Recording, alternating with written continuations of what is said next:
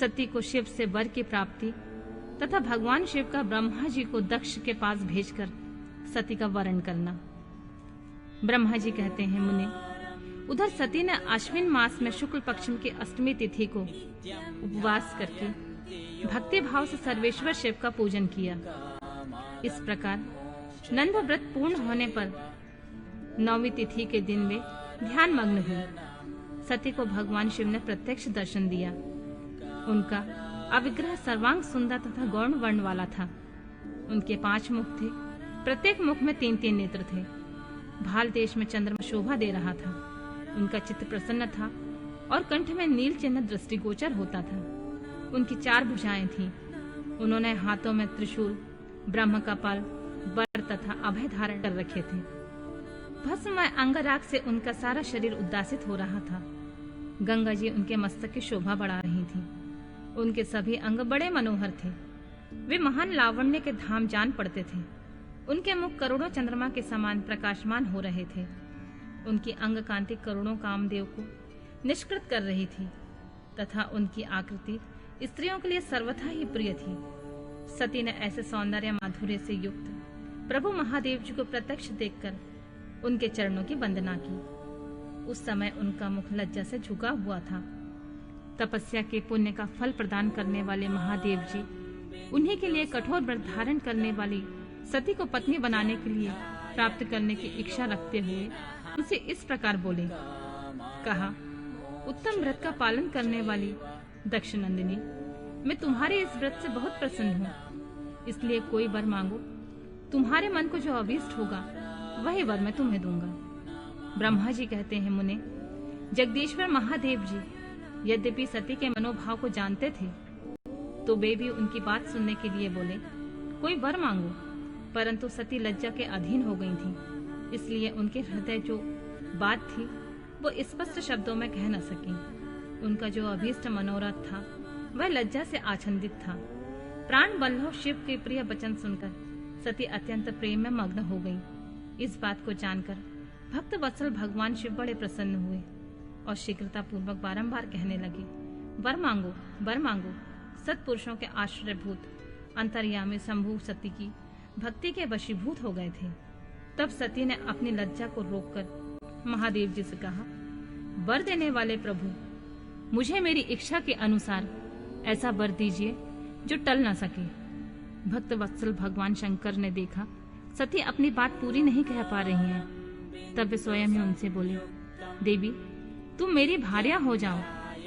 अपने अभिष्ट फल को प्रकट करने वाले उनके इस वचनों को सुनकर आनंद मग्न हुई सती चुपचाप खड़ी रह गई, क्योंकि मनोवांछित फल पा चुकी थी। फिर दक्ष कन्या प्रसन्न हो अपने दोनों हाथ जोड़कर मस्तक झुकाकर भक्त वत्सल शिव से बारंबार कहने लगी, देवादिदेव महादेव, प्रभु जगतपति, आप मेरे पिता को कहकर वैवाहिक विधि से मेरा पारिग्रहण करें। ब्रह्मा जी कहते हैं, नारद, सती की यह बात सुनकर भक्त वत्सल महेश्वर ने प्रेम से उनकी ओर देखकर कहा, प्रिय, ऐसा ही होगा। तब दक्ष कन्या सती भी भगवान शिव को प्रणाम करके भक्ति पूर्वक विदा मांगी। जाने की आज्ञा प्राप्त करके मोह और आनंद से युक्त माता के पास लौट गईं। इधर भगवान शिव भी हिमालय पर अपने आश्रम में प्रवेश करके दक्ष कन्या सती के वियोग में कुछ कष्ट का अनुभव करते हुए उन्हीं का चिंतन करने लगे। देवर्षि, फिर मन को एकाग्र करके लौकिक गति का आश्रय ले भगवान शंकर ने मन ही मन मेरा स्मरण किया। त्रिशूलधारी महेश्वर के स्मरण करने पर उनकी सिद्धि से प्रेरित हो मैं तुरंत ही उनके सामने जा खड़ा हुआ। तात हिमालय के शिखर पर जहाँ सती के वियोग का अनुभव करने वाले महादेव जी विद्यमान थे, वहीं मैं सरस्वती के साथ उपस्थित हो गया। देवर्षि, सरस्वती सहित आया मुझे देख सती के प्रेम पाश में बंधे हुए शिव जी उत्सुकता पूर्वक बोले, ब्राह्मण, जब से विवाह के कार्य में स्वार्थ बुद्धि कर बैठा हूँ, तब से अब मुझे इस स्वार्थ में ही स्वतः सा प्रतीत होता है। दक्ष कन्या सती ने बड़ी भक्ति से मेरी आराधना की है। उसके नंदा व्रत के प्रभाव से मैंने उसे अभीष्ट वर देने की घोषणा की है। ब्राह्मण, तब उसने मुझसे यह वर मांगा, कि आप ही मेरे पति हो जाइए। यह सुनकर सर्वथा संतुष्ट होकर मैंने यह कह दिया, तुम मेरी पत्नी हो जाओ।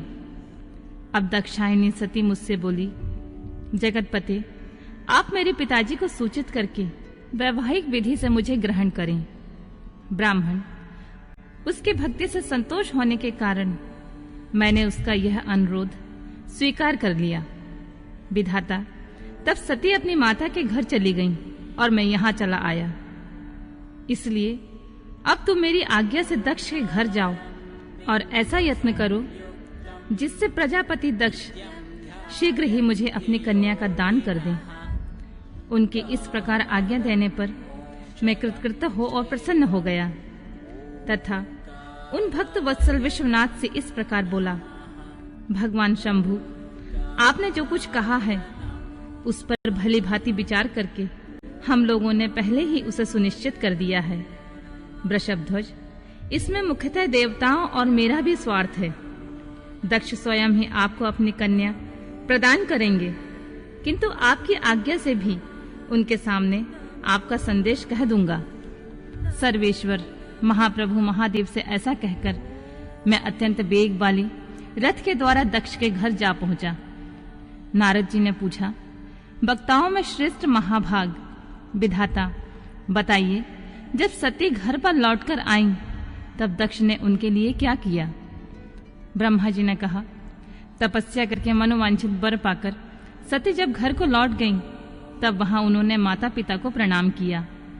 सती ने अपनी सखी के द्वारा माता पिता को तपस्या संबंधी सब समाचार कहलवाया।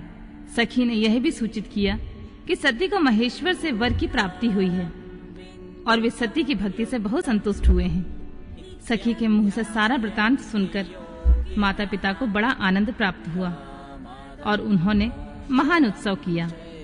उदार चित्ता दक्ष और महामनस्वी वीरणी ने ब्राह्मणों को उनकी इच्छा के अनुसार द्रव्य दिया और अन्यान धन तथा अंधों को और दीनों में बांट दिया। प्रसन्नता बढ़ाने वाली अपनी पुत्री को हृदय से लगाकर माता वीरणी ने उनका मस्तक सूंघा और आनंद मग्न होकर उसकी बारंबार प्रशंसा की। तदनंतर कुछ काल व्यतीत होने पर धर्मज्ञों में श्रेष्ठ दक्ष इस चिंता में पड़े कि मैं अपनी पुत्री का विवाह भगवान शंकर के साथ किस तरह करूं। महादेव जी प्रसन्न हो आए थे, पर वे तो चले गए। अब मेरी पुत्री के लिए फिर वे कैसे यहाँ आएंगे?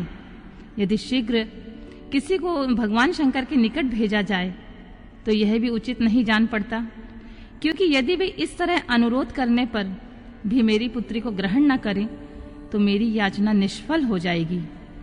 इस प्रकार वे चिंता में पड़े हुए प्रजापति दक्ष के सामने मैं सरस्वती के साथ सहसा उपस्थित हुआ। मुझ पिता को आया हुआ देख दक्ष प्रणाम करके विनीत भाव से खड़े हो गए। उन्होंने मुझ स्वयंभू को यथायोग आसन दिया। तदनंतर दक्ष ने जब मेरे आने का कारण पूछा तब मैंने सब बातें बताकर उनसे कहा, प्रजापति, भगवान शंकर ने तुम्हारी पुत्री को प्राप्त करने के लिए निश्चय ही मुझे तुम्हारे पास भेजा है। इस विषय में जो श्रेष्ठ कृत है उसका निश्चय करो।